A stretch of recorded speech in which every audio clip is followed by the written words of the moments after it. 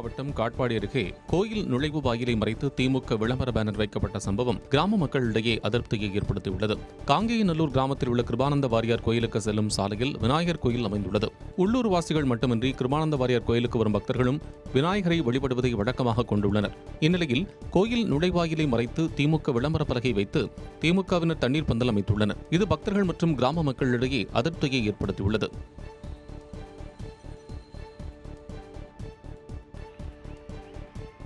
கரூரில் நடைபெற்ற இசை நிகழ்ச்சியில் செந்தில் பாலாஜி கவிதை வாசித்து இளையராஜாவிற்கு பாராட்டு தெரிவித்தார். கரூரில் இளையராஜாவின் இசை நிகழ்ச்சி நடைபெற்றது. இதில் கலந்து கொண்ட கரூர் சட்டமன்ற உறுப்பினர் செந்தில் பாலாஜி இசை நிகழ்ச்சியை கண்டு ரசித்தார். அதன் பிறகு மேடைக்கு சென்ற அவர் இளையராஜாவிற்கு பொன்னாடை அணிவித்து அவரை பாராட்டும் விதமாக கவிதை ஒன்றை வாசித்தார். தொடர்ந்து கரூரில் ஓராண்டிற்குள் மீண்டும் இளையராஜா மேடை நிகழ்ச்சி நடத்தப்படும் என்றும் அவர் தெரிவித்தார். இந்த நிகழ்ச்சியில் மாவட்ட ஆட்சியர் தங்கவேல், காவல் கண்காணிப்பாளர் பெரோஸ்கான் அப்துல்லா, திமுக நிர்வாகிகள் உள்ளிட்ட பலரும் கலந்து கொண்டனர்.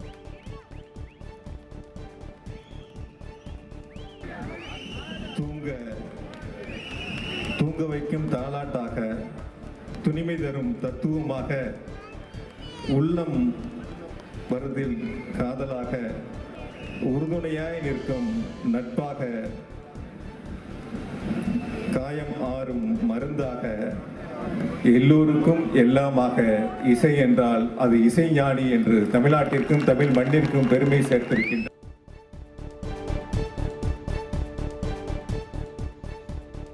கள்ளக்குறிச்சி மாவட்டம் சங்கராபுரம் அருகே கழிவறைக்கு சென்று வருவதாக கூறி பச்சிளம் குழந்தையை கொடுத்துச் சென்ற தாய் திரும்பி வராததால் பரபரப்பு நிலவியது. விரியூர் கிராமத்தில் நடைபெற்ற அடைக்கல அன்னை மாதா கோயில் தேர்பவனி பெருவிழாவில் பத்மா என்பவர் கலந்து கொண்டார். அப்போது 30 வயது மதிக்கத்தக்க பெண் ஒருவர் பச்சிளம் ஆண் குழந்தையை பத்மாவிடம் கொடுத்துவிட்டு கழிவறைக்கு செல்வதாக கூறிவிட்டு சென்றார். நீண்ட நேரமாகியும் குழந்தையின் தாய் வராததால் அதிர்ச்சியடைந்த பத்மா சங்கராபுரம் காவல் நிலையத்தில் குழந்தையை ஒப்படைத்தார். இதையடுத்து குழந்தைகள் நலக்குழு அதிகாரிகள் குழந்தையை மீட்டு காப்பகத்திற்கு அழைத்துச் சென்ற நிலையில் இச்சம்பவம் குறித்து போலீசார் விசாரித்து வருகின்றனர்.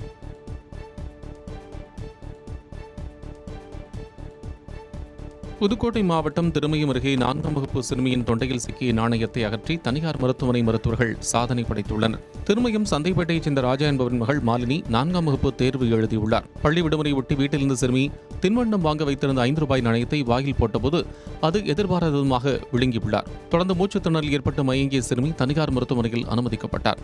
அங்கு நவீன கருவிகளைக் கொண்டு அவரது தொண்டையில் சிக்கியிருந்த நாணயத்தை மருத்துவர்கள் லாவகமாக மீட்டனர்.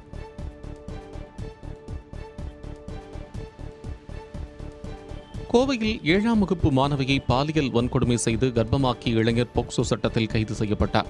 கோவையைச் சேர்ந்த 12 வயது சிறுமிக்கும் அவரது உறவினரான 20 வயதான இளைஞருக்கும் இடையே பழக்கம் ஏற்பட்டுள்ளது. இந்நிலையில் மாணவி திடீரென உடல்நலம் பாதிக்கப்பட்ட நிலையில் பெற்றோர் அவரை மருத்துவமனைக்கு அழைத்துச் சென்று சோதித்துள்ளனர். அப்போது அவர் கர்ப்பமாக இருப்பது தெரியவந்தது. இதுகுறித்து கேட்டபோது அவ்வப்போது வீட்டிற்கு வரும் இளைஞர் தனியாக இருந்த சிறுமியை பலமுறை பாலியல் வன்கொடுமை செய்து கர்ப்பமாக்கியது தெரியவந்தது. இதுகுறித்து அளிக்கப்பட்ட புகாரின் பேரில் இளைஞரை போக்சோ சட்டத்தின் கீழ் போலீசார் கைது செய்தனர்.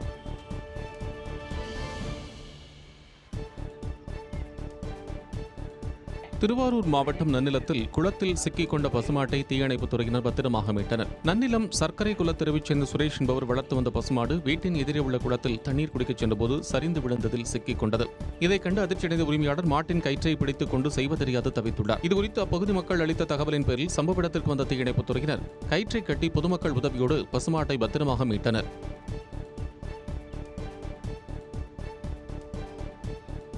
கடலூரில் கோடையில் கற்றல் கொண்டாட்டம் திட்டத்தின் கீழ் அரசு பள்ளி மாணவர்களுக்கு வழங்கப்படும் பயிற்சி வகுப்புகளை ஆட்சியர் சிபி ஆதித்யா செந்தில்குமார் பார்வையிட்டார். அரசு பள்ளி மாணவர்களின் நலன் கருதி தமிழகத்தின் முதன்முறையாக கடலூரில் கற்றல் கொண்டாட்டம் திட்டம் தொடங்கப்பட்டுள்ளது.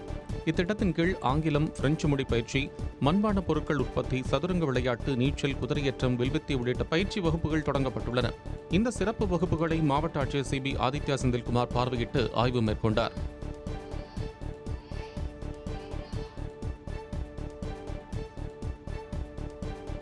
கோவை மாவட்டம் மேட்டுப்பாளையம் சுற்றுவட்டார பகுதிகளில் சூறாவளி காற்றுடன் பெய்த கனமழையால் 3 லட்சத்திற்கும் மேற்பட்ட வாழை மரங்கள் முறிந்து விழுந்து சேதமடைந்தன. மேட்டுப்பாளையம், சிறுமுகை உள்ளிட்ட சுற்றுவட்டார பகுதிகளில் செவ்வாழை, ரோபஸ்டா, கதிரி உள்ளிட்ட வாழை மரங்களை விவசாயிகள் சாகுபடி செய்துள்ளனர்.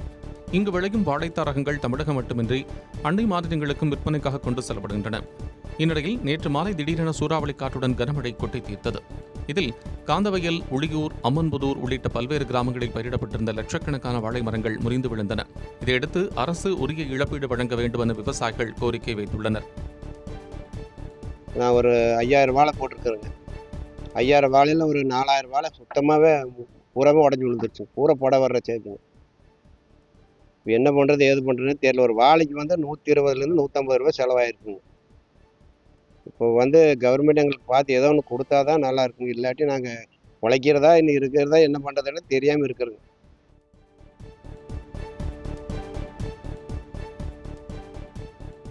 திருவள்ளூர் மாவட்டம் நசரத்பேட்டையில் சட்டவிரோதமாக தங்கியிருந்த வங்கதேசத்தைச் சேர்ந்த 8 பேர் கைது செய்யப்பட்டனர். அவர்களிடம் மேற்கொள்ளப்பட்ட விசாரணையில் வங்கதேசத்திலிருந்து சட்டவிரோதமாக தமிழகத்திற்கு வந்து அகரமேல் பகுதியில் வாடகை வீட்டில் தங்கியிருந்து பழைய பொருட்களை சேகரித்து விற்பனை செய்யும் வேலை செய்து வந்தது தெரியவந்துள்ளது. தொடர்ந்து 8 பேரையும் கைது செய்த போலீசார் அவர்களிடமிருந்து போலி ஆதார் அட்டைகளை பறிமுதல் செய்தனர். தொடர்ந்து இந்த சம்பவம் குறித்து விசாரணை மேற்கொண்டு வருகின்றனர்.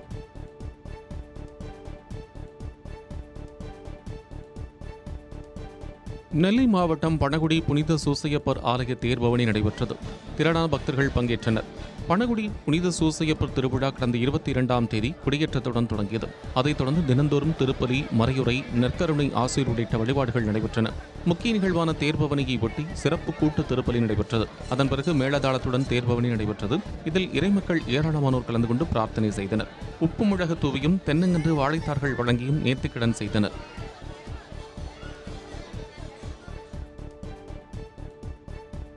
மயிலாடுதுறை மாவட்டம் திருவிழாந்தூரில் தாந்தோன்றீஸ்வரர் சுவாமி கோவில் மகா கும்பாபிஷேக விழா வெகு விமரிசையாக நடைபெற்றது. திருவிழாந்தூரில் உள்ள தாந்தோன்றீஸ்வரர் சுவாமி கோவில் இந்து சமய அறநிலையத்துறை சார்பில் பழமை மாறாமல் புதுப்பிக்கப்பட்டது. இதையடுத்து காவிரியில் 200 புனித நீர் கொண்டுவரப்பட்டு 4 கால யாகசாலை பூஜைகள் நடைபெற்றன. தொடர்ந்து பூஜிக்கப்பட்ட புனித நீரை சிவாச்சாரியர்கள் தலைமையில் சுமந்து கோவிலை சுற்றி வந்து விமான கலசத்தில் நீர் வார்த்து மகா கும்பாபிஷேகம் வெகு விமரிசையாக நடைபெற்றது. இதில் ஆயிரக்கணக்கான பக்தர்கள் கலந்து கொண்டு சுவாமி தரிசனம் செய்தனர்.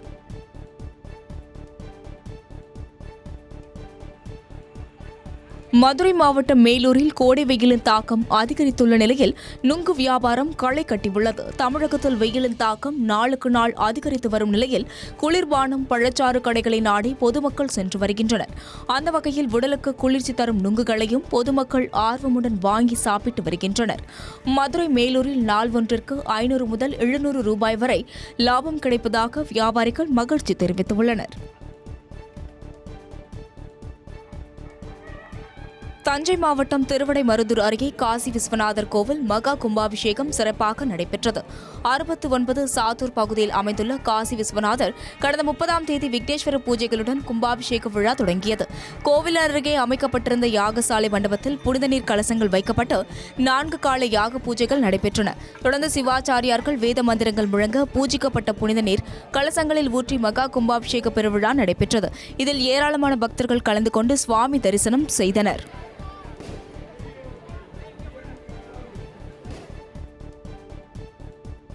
தர்மபுரம் ஆதீனத்திற்கு எதிராக அவதூறு பரப்பிய வழக்கறிஞர் மீது மயிலாடுதுறை துணை கண்காணிப்பாளர் அலுவலகத்தில் இந்து அமைப்பினர் புகார் அளித்துள்ளனர். தர்மபுரம் ஆதீனம் 27வது குருமகா சன்னிதானம் மற்றும் திருமணம் குறித்து வீண் விளம்பர ஆதாயத்திற்காக சிறுமைப்படுத்தி அவதூறு மற்றும் பிரிவினைவாதம் பேசி சமூக அமைதியை சீர்குலைக்க முயற்சிக்கும் வழக்கறிஞர் சங்கமித்திரன் ஆசீர்வாதம் என்பவர் மீது உரிய நடவடிக்கை மேற்கொள்ள இந்து எழுச்சி பேரவை, அகில பாரத மக்கள் கட்சி, இந்து புரட்சி முன்னணி உள்ளிட்ட இந்து அமைப்பினர் கூட்டாக மனு அளித்தனர்.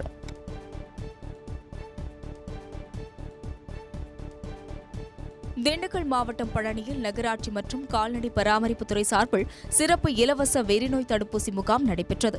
நகர்மன்ற தலைவர் உமா மகேஸ்வரி முகாமை தொடங்கி வைத்தார். இதில் பொதுமக்கள் ஏராளமானோர் கலந்து தங்களது செல்ல பிராணிகளான நாய், பூனைகளை அழைத்து வந்து தடுப்பூசி போட்டுக் கொண்டனர். இதேபோல் கால்நடை மருத்துவர்கள், உதவியாளர்கள் மற்றும் நாய் பிடிப்பவர்கள் வாகனங்களில் சென்று சாலைகளில் சுற்றித் திரியும் நாய்களுக்கு தடுப்பூசி செலுத்தினர். முகாமில் சத்து மருந்து, சத்து மாத்திரைகள் இலவசமாக வழங்கப்பட்டன.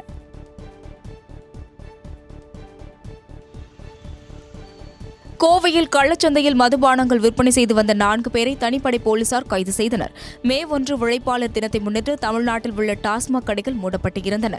இந்நிலையில் சிங்கானல்லூர் பகுதியில் வெள்ளலூர் செல்லும் சாலையில் உள்ள மதுபான கடையில் மது விற்பனை நடைபெறுவதாக கிடைத்த தகவலை அடுத்து தனிப்படை போலீசார் சோதனை நடத்தினர்.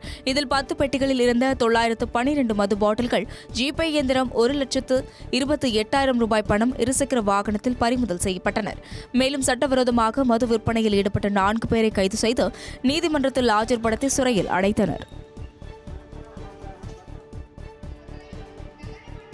ராணிப்பேட்டை மாவட்டம் வாலாஜாபேட்டையில் மாபெரும் சிலம்பக்கலை செயல் விளக்க நிகழ்ச்சி நடைபெற்றது. சிலம்பக்கலைக்கு 3% இடஒதுக்கீடு தந்த தமிழ்நாடு அரசுக்கு நன்றி தெரிவிக்கும் வகையில் நடைபெற்ற இந்த நிகழ்ச்சியில் மாநிலத்தின் பல்வேறு பகுதிகளில் இருந்து வந்திருந்த வீரர் வீராங்கனைகள் 500க்கும் மேற்பட்டோர் கலந்து கொண்டனர். ஒற்றை கம்பு வீச்சு, நடுக்கம்பு வீச்சு, இரட்டை கம்பு வீச்சு, ஆயுத ஜோடி உள்ளிட்ட சிலம்ப கலைகளை செய்து காண்பித்து தங்களது திறமைகளை வெளிப்படுத்தினர். இதில் கைத்தறி மற்றும் துணிநூல் துறை அமைச்சர் ஆர். காந்தி சிறப்பு விருந்தினராக கலந்து கொண்டார்.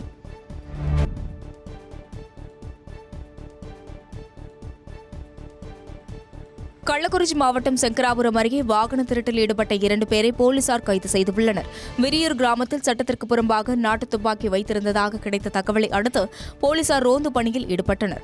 அப்போது சந்தேகத்திற்கு இடமாக நின்றிருந்த 2 பேரை பிடித்து விசாரணை நடத்தியதில் சட்டத்திற்கு புறம்பாக 2 நாட்டு துப்பாக்கிகளை வைத்திருந்ததும் 5 இருசக்கர வாகனங்களை திருடியதும் தெரியவந்தது. அவற்றை பறிமுதல் செய்த போலீசார் 2 பேரையும் கைது செய்து விசாரணை மேற்கொண்டு வருகின்றனர்.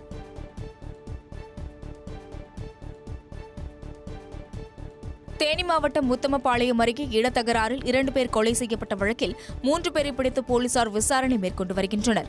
அனுமந்தன்பட்டி மந்தையம்மன் கோவில் அருகே சுந்தர் குடும்பத்தினரும் பார்த்திபன் குடும்பத்தினருக்கும் இடையே கடந்த சில மாதங்களாகவே இடப்பிரச்சினை இருந்து வந்ததாக கூறப்படுகிறது.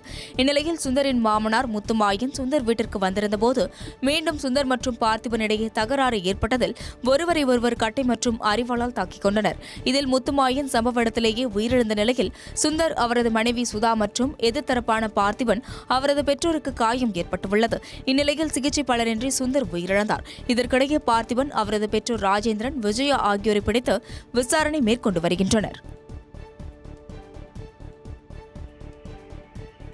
நெல்லை மாவட்டம் ஆரல்வாய்மொழி அருகே வேன் மீது அரசு பேருந்து மோதி விபத்துக்குள்ளாகும் சிசிடிவி காட்சிகள் வெளியாகி பரபரப்பை ஏற்படுத்தியுள்ளது. கள்ளிக்குளத்திலிருந்து குளச்சல் பகுதிக்கு சென்று கொண்டிருந்த வேன் ஒன்று ஆரல்வாய்மொழி அருகே சுப்பிரமணியபுரம் பகுதியில் இடதுபுறம் திரும்ப முயன்றுள்ளது. அப்போது பின்னால் வேகமாக வந்த அரசு பேருந்து வேன் மீது மோதியதில் வேன் சாலை ஒரு பள்ளத்தில் தலை குப்புற கவிழ்ந்து விபத்துக்குள்ளானது. இதில் வேன் ஓட்டுநர் லேசான காயங்களுடன் உயிர் தப்பினர். விபத்து குறித்த சிசிடிவி காட்சிகள் வெளியாகி அதிர்ச்சியை ஏற்படுத்தியுள்ளது. நீலகிரி மாவட்டம் கோத்தகிரி அருகே குடிநீர் தொட்டியில் யானை சாணம் கலக்கப்பட்ட சம்பவம் குறித்து போலீசார் விசாரணை மேற்கொண்டுள்ளனர். கோத்தகிரி அருகே தூணேரி மேலூர் கிராமத்தில் அரசு பள்ளி அருகே நீர்த்தேக்க தொட்டி உள்ளது. இந்த நீர்த்தேக்க தொட்டியின் மூடியில் போடப்பட்டிருந்த பூட்டு உடைக்கப்பட்டு தொட்டியில் யானை சாணம் கலக்கப்பட்டிருந்ததை கண்டு அப்பகுதி மக்கள் அதிர்ச்சி அடைந்தனர். தகவல் அறிந்து வந்த போலீசார் தொட்டியில் உள்ள நீரை ஆய்விற்கு அனுப்பி வைத்துள்ளனர். மேலும் சம்பவம் குறித்து போலீசார் விசாரணை மேற்கொண்டு வருகின்றனர்.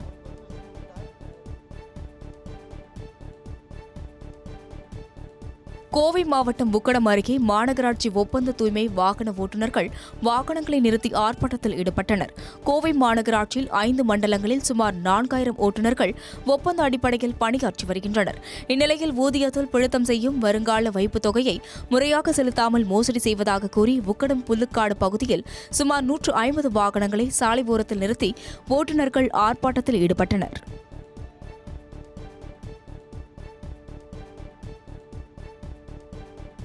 தென்காசி மாவட்டம் சங்கரன் கோவில் அருகே கொலை வழக்கில் பெண் உட்பட 4 பேர் கைது செய்யப்பட்டுள்ளனர். பெரியசாமியாபுரத்தை சேர்ந்த ஆப்ரகாம் என்பவர் வீட்டின் அருகே நின்றிருந்தபோது மர்ம நபர்கள் சிலர் அரிவாளால் சரமாரியாக வெட்டிவிட்டு தப்பிச் சென்றுள்ளனர். இதில் ஆப்ரகாம் சம்பவ இடத்திலேயே உயிரிழந்தார்.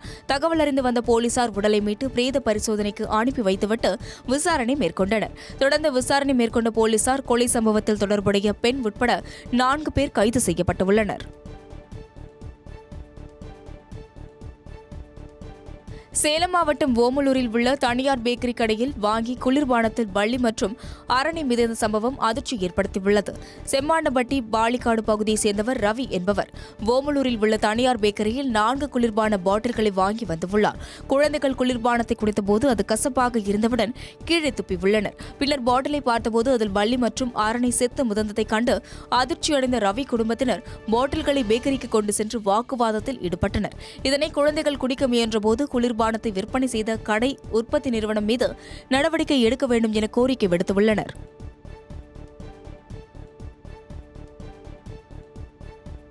தமிழக கேரள எல்லைப் பகுதியான தென்காசி அருகே ஆவணங்களின்றி எடுத்துச் செல்லப்பட்ட 34 லட்சம் பணத்தை போலீசார் பறிமுதல் செய்தனர்.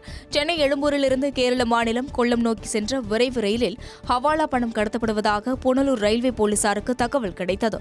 இதனையடுத்து ரயிலில் சோதனையிட்ட போலீசார் தென்காசி மாவட்டம் கடையலனூர் பகுதியைச் சேர்ந்த அப்துல் அஜீஷ், விருதுநகரை சேர்ந்த பாலாஜி ஆகியோரிடம் சந்தேகத்தின் பேரில் விசாரணை நடத்தினர்.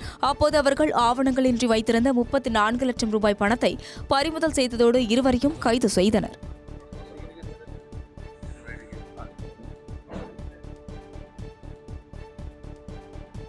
உலக புகழ்பெற்ற மதுரை சித்திரை திருவிழாவில் 4ஆம் நாள் நிகழ்ச்சி கோலாகலமாக நடைபெற்றது.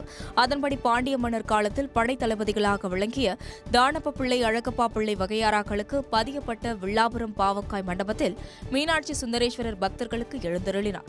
அதனைத் தொடர்ந்து அருள்மிகு மீனாட்சி சுந்தரேஸ்வரர் கோவில் நிர்வாகம் சார்பில் தானப்ப பிள்ளை, அழகப்பா பிள்ளை வாரிசுகளுக்கு பரிவட்டம் கட்டும் நிகழ்ச்சி நடைபெற்றது. இந்நிகழ்ச்சியில் வில்லாபுரம், அவனியாபுரம், சிந்தாமணி உள்ளிட்ட சுற்றுப்புறங்களில் ஆயிரக்கணக்கான பக்தர்கள் கலந்து கொண்டு சுவாமி தரிசனம் செய்தனர்.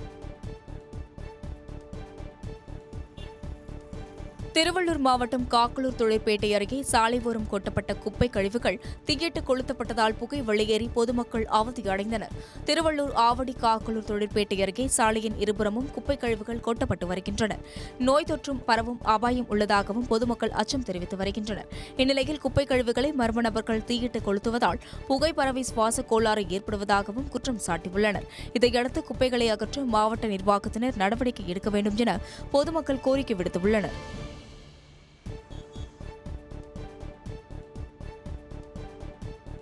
மதுரை மாவட்டம் அலங்காநல்லூரில் ஜல்லிக்கட்டு காளைக்கு உரிமையாளர்கள் பிறந்தநாள் கொண்டாடி மகிழ்ந்தனர். அலங்காநல்லூரை சேர்ந்த லோகு மற்றும் அப்பகுதியைச் சேர்ந்த இளைஞர்கள் சிலர் கரிகாலன் என்ற ஜல்லிக்கட்டு காளையை கடந்த 8 ஆண்டுகளுக்கு முன்பு வாங்கி வளர்த்து வருகின்றனர். இதையடுத்து கரிகாலனுக்கு கேக் வெட்டி 8ஆம் ஆண்டு பிறந்தநாளை அவர்கள் கொண்டாடி மகிழ்ந்தனர். முன்னதாக ஜல்லிக்கட்டு காளையை குளிப்பாட்டி வண்ணம் பூசி பூஜை செய்தனர். ஜல்லிக்கட்டை போற்றும் விதமாக இந்த காளையை வளர்த்து வருவதாக அதன் உரிமையாளர்கள் தெரிவித்தனர்.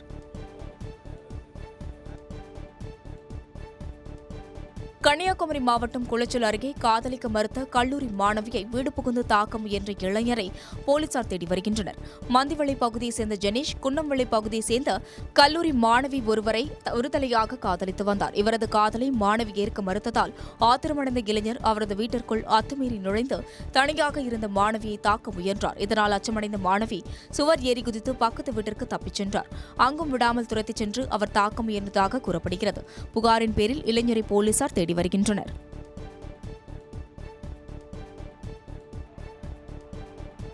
திருவள்ளூர் மாவட்டம் திருவாலங்காடு அரசு மேல்நிலைப் பள்ளியில் முன்னாள் மாணவர்களின் சந்திப்பு நிகழ்ச்சி நடைபெற்றது. இதில் திருவாலங்காடு அரசு மேல்நிலைப் பள்ளியில் கடந்த 1990ஆம் ஆண்டு முதல் 2002ஆம் ஆண்டு வரை படித்த மாணவ மாணவிகள் 35 ஆண்டுகளுக்கு பிறகு சந்தித்து தங்களது பள்ளி கால நினைவுகளை பகிர்ந்து கொண்டனர். தொடர்ந்து தங்களுக்கு பாடம் கற்பித்த ஆசிரியர்களுக்கு சால்வை அணிவித்து நினைவு பரிசு வழங்கி மரியாதை செலுத்தினர்.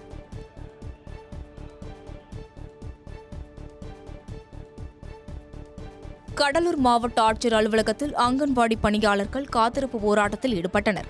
அப்போது மே மாதம் முழுவதும் அங்கன்வாடி மையங்களுக்கு கோடை விடுமுறை அளிக்க வேண்டும், தமிழகம் முழுவதும் உள்ள அங்கன்வாடி மையங்களில் காலி பணியிடங்களை உடனடியாக நிரப்ப வேண்டும், நினைவூட்டும் செலவினத்தை அதிகரித்து தர வேண்டும் உள்ளிட்ட பல்வேறு கோரிக்கைகளை வலியுறுத்தினர். கடலூர் மாவட்ட ஆட்சியர் அலுவலகத்தின் முன்பு அமர்ந்த 100க்கும் மேற்பட்ட அங்கன்வாடி பணியாளர்கள் தங்களது கோரிக்கைகளை வலியுறுத்தி முழக்கங்கள் எழுப்பி காத்திருப்பு போராட்டத்தில் ஈடுபட்டனர்.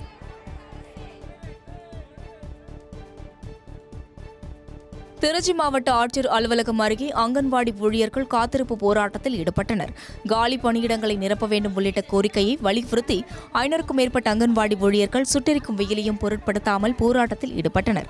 தங்களது கோரிக்கைகள் குறித்து மறு அறிவிப்பு வரும் வரை இந்த போராட்டம் தொடரும் என அறிவித்து குடும்பத்தினருடன் சாலையில் அமர்ந்து தங்களது கோரிக்கைகளை நிறைவேற்றி வலியுறுத்தி வருகின்றனர்.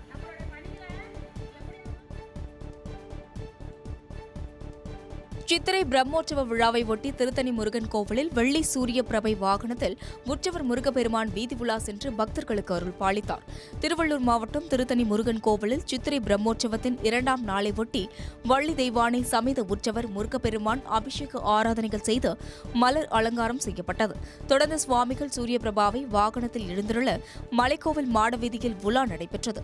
இதில் திரளான பக்தர்கள் கலந்து கொண்டு சுவாமி தரிசனம் செய்தனர்.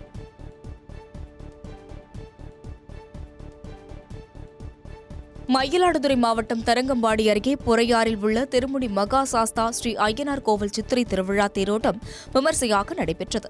திருமுடி மகா சாஸ்தா ஸ்ரீ ஐயனார் கோவிலில் கடந்த 25ஆம் தேதி சித்திரை திருவிழா கொடியேற்றத்துடன் தொடங்கியது. விழாவின் சிகர நிகழ்வான தேரோட்டத்தை ஒட்டி சுவாமி சிறப்பு அலங்காரத்தில் திருத்தேரில் எழுந்தருளினார். தீபாராதனை காண்பிக்கப்பட்ட பிறகு பூம்புகார் தொகுதி எம்எல்ஏ நிவேதா முருகன் தேரோட்டத்தை தொடங்கி வைத்தார். தொடர்ந்து பக்தர்கள் திரளானோர் தேரினை வடம் பிடித்து இழுத்துச் சென்றனர். திருவாரூர் மாவட்டம் முத்துப்பேட்டை அருகே கோட்டம் கிராமத்தில் உள்ள பழனி ஆண்டவர் சுவாமி கோவில் கும்பாபிஷேக விழா விமர்சையாக நடைபெற்றது. ஆலயத்தில் மேளதாளங்கள் முழங்க யாகசாலையில் வைத்து பூஜிக்கப்பட்ட புனித நீரை சிவாச்சாரியர்கள் தலையில் சுமந்தபடி சென்று விமான கலசத்தில் ஊற்றி பூஜை செய்யப்பட்டது. சுற்றுவட்டார கிராமங்களில் இருந்து வந்திருந்த பல்லாயிரக்கணக்கானோர் கும்பாபிஷேக விழாவில் கலந்து கொண்டு பழனி ஆண்டவரை வழிபட்டனர்.